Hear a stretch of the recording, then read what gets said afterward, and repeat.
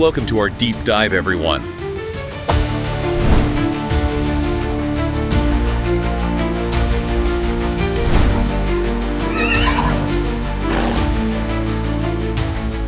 Welcome back to the deep dive. Today we are tackling one of the biggest cards of the season. It's the 60 million SEK V85 jackpot at Solvalla. And that 60 million is a huge number, but the real story, the thing that makes this so fascinating is the timing. This is it. This is the last big V85 before the winter shoeing restrictions kick in. Right, so trainers are pulling out all the stops. Yeah. It's the last chance they have to use every single equipment advantage they've got. Exactly. Our mission today is to cut through all that noise, really tricky. And our goal is to synthesize all that expert opinion, find the consensus horses, the single bets, the spike R, and of course find those high-value long shots, the screller. And the overall assessment is pretty unanimous. This is a tough one. You have to spread your bets. The value plays are going to be where the money is, especially against some of these big favorites. Okay, let's jump right in then. V85 won the Merry Duel. It's the Demont Stoet, 2140 meters with a car start.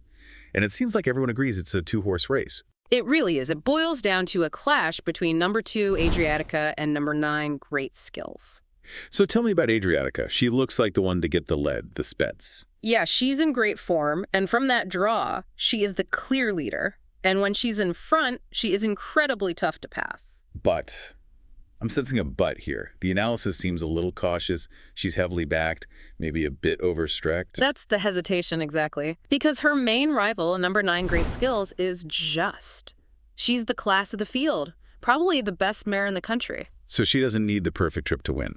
Not at all. She can do the work on the outside. She can win from the death seat. The question for you is, do you trust the tactical advantage of the leader, Adriatica, or the raw, undeniable class of Great Skills? Most analysts are leaning towards class. Makes sense. But what if they get into a duel? If we're looking for a dark horse to pick up the pieces, who should we be looking at? I'd keep an eye on number 4, Jennifer Sisu. She's been off for 8 months, but she's in a top stable. They wouldn't be racing her here if she wasn't ready. Okay, interesting. And maybe number 8, Aurelia Express.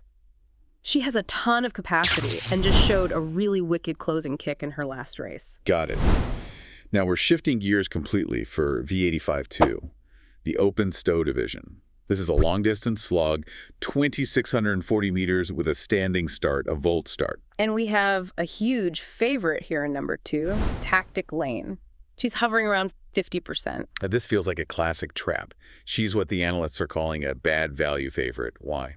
Well, a couple of things. Yes, she won easily last time, but she has this tendency to get, hot. She can pull too hard. Which is a disaster over 2,640 meters. An absolute disaster. And you combine that with a tricky starting position slot 2 in a volt start can be really tough. And suddenly that 50% looks very, very shaky. So the advice is to spread.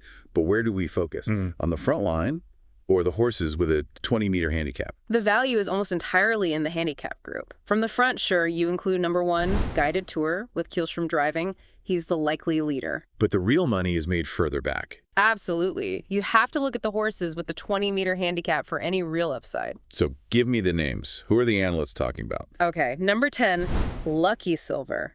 She's been racing in much tougher company, Breeders' Crown semis, so this is a big class drop for her. And the real hidden gem. This is the one I love. Number 13, Raya Holleride. She's at 1%.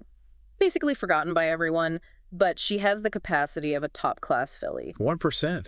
Why is she so overlooked? Just the draw? It's the draw, the handicap, and she just hasn't had a clean run lately to show what she can do. So when you find a horse with that kind of engine at that kind of price against a fragile favorite, you have to include her. That's the definition of a value play. I like it. Okay, V85-3, the Class 2. This one feels like a major decision point, a potential single bet. It is. You have 2 main camps. The favorite is number 4, Williamson BB. He's fast, love the lead, and he's sitting at over 40%. He's a very strong horse. But the alternative, this is where it gets really compelling. Number 11, Barkley. Yes. And this is all about the class drop. He's coming out of the Breeders' Crown finals. I mean, that is a massive, massive step down in competition. But barrier 11 is. Yeah. It's really tough. Can he really overcome that against a good horse on the lead? The analysis says yes, and it's because of the incredible finishing speed he's shown. They're using this old Swedish term to describe it, skolatroll. Wait, skull a troll. What does that even mean? Teaching the troll how to run. Yeah, it's high praise. It basically means his finishing kick is so powerful, so effortless, that he makes the rest of the field look like amateurs. He just blows by them. And the race shape should help him. It should. His own stablemate, number 6 Strawberry Goo Goo, will likely be up there challenging for the lead, which should ensure a fast pace. That's exactly what Barkley needs to set up his late charge. So you're banking on pure class and explosive speed over a good position. That's a clear strategy. Anyone else to note? You have to mention number 12, Ready Creation. 3 straight wins, looks fantastic, and he's getting the American sulky for the first time. That lighter bike could make a huge difference. Right, an important equipment change. Okay, on to V85-4. This is the Class 3. The notes here basically say it's a lottery. A total lottery. This is where you just have to cover as many as you can if you're playing a bigger ticket. It's wide open. So what's the strategy? Just look for horses in good form. Pretty much. You look for sharp recent performances and key changes.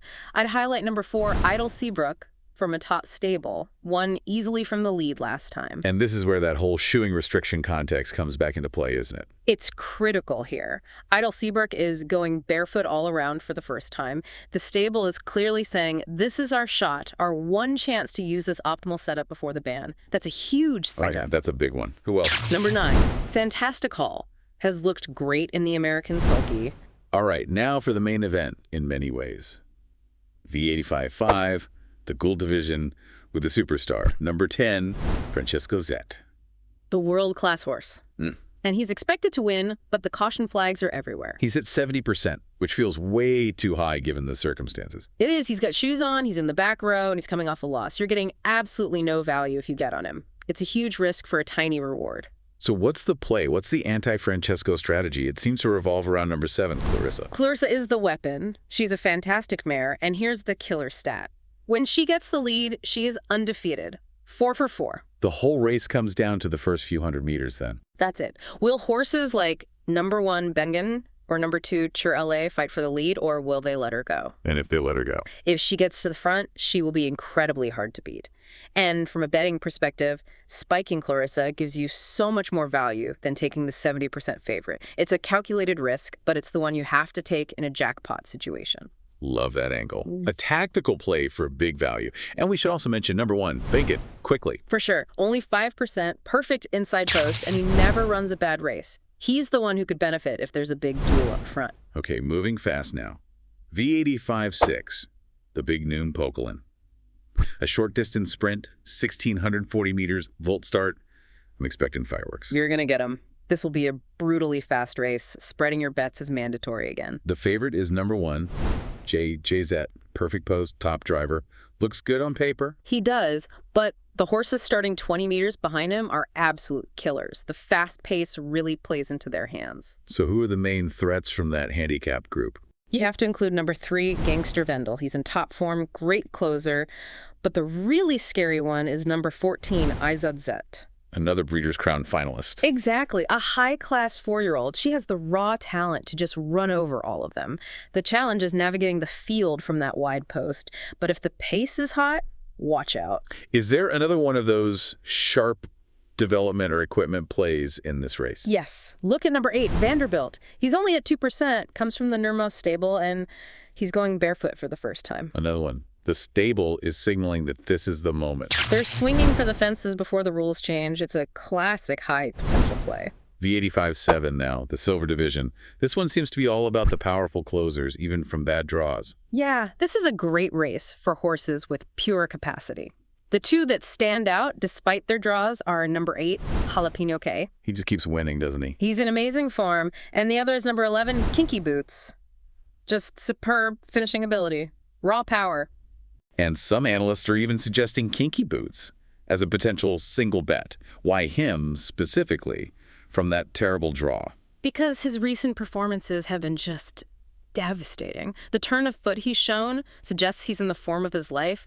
They're betting that his power can simply overcome the bad starting position. And we should be cautious of the favorite, number 2, Fashion Monger. I would be. He's stepping up in class after winning a bronze final, and he's getting shoes back on. That's a potential negative change, and in a division this tough, that can be all it takes. And if we're looking for one absolute bomb to throw in, I'd point to number 7, Harpy.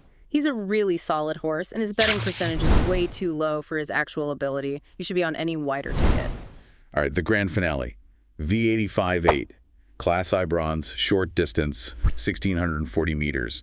The prediction is for absolute chaos. Guaranteed chaos. The short distance means everyone will be driving hard from the start, and that almost always sets it up for an upset. So who are the likely leaders to set this fast pace? You're looking at number 1, Rendezvous On, from a stable in great form, and number 6, Phantom Jet, who just loves this distance. If they hook up in a duel, it's game on for the closers. And who is the perfect horse to take advantage of that pace war? For me, it has to be number 11, Pure Atlas. Yes, the draw is bad, but his capacity is huge. Last time out, he made a mistake early, but still finished with an incredibly fast spurt. So he's primed for a scenario where he can just circle the whole field. Exactly. He could run Tarsant Liga, run around all of them if they go too fast up front. Also, make sure to include number 7 for Waz Mill. His last run was very strong against tough competition. Okay, 8 races down. That was a lot to process. Let's try to boil it down to the key strategic takeaways for this massive jackpot. Okay, number 1. Fade the big, shaky favorite in V85-2, Tactic Lane, and look for value in the handicap group, especially that long shot, Raya Hollerid. Right. Number 2. Capitalize on the huge class drop with number 11, Barkley, in V85-3. Trust that Scola Troll capacity over the bad draw. He's a quality single bet. And third, in the gold division, V85-5. Play the tactical angle for value. Bet against the overbacked Francesco Zet by singling number 7, Clarissa, if you think she can get the lead. The potential reward is massive. In general, trust those powerful closers in the later races like Pure Atlas, who are set up to thrive on chaos. It's all about finding those spots where the favorites look vulnerable and attacking with value. Okay, so here's a final provocative thought for you to take with you. This is the last dance, the final race day with open shoeing. Are we going to see a veteran like Kinky Boots in V85-7 deliver one last explosive career-best performance without those winter shoes? Or will the cold track conditions actually favor a horse like Idle Seabrook in V85-4, where the stable has just debuted a new, lighter balance, banking everything on the single day of equipment freedom? That desperate push for the perfect setup, just one last time, that's the real story today. And that might be what decides where those 60 million SEK end up. Good luck navigating the Solvalla card. We hope you find all 8 winners.